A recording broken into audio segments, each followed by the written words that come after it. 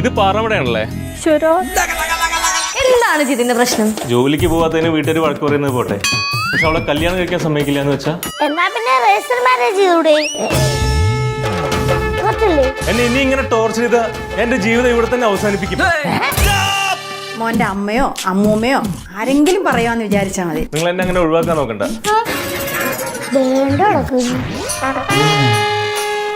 അത്യാവശ്യം കുഴപ്പമില്ലാത്തൊരു പ്രമോയായിട്ടാണ് എനിക്ക് തോന്നിയത്.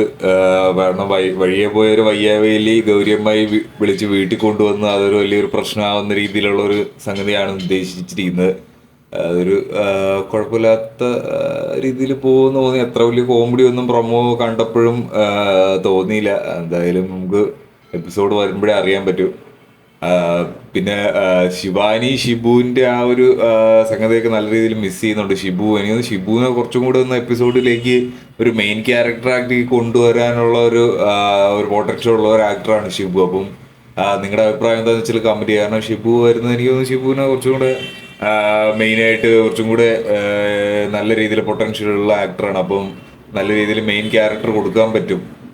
അതുപോലെ തന്നെ നമ്മൾ ടൂറിൻ്റെ എപ്പിസോഡ് കുറേ നമ്മൾ ചെയ്യുന്ന ഒരു ടൂർ ഒരു റിസോർട്ടിലേക്കോ അല്ലെങ്കിൽ അങ്ങനെ ഒരു സംഭവം വരുന്നില്ല.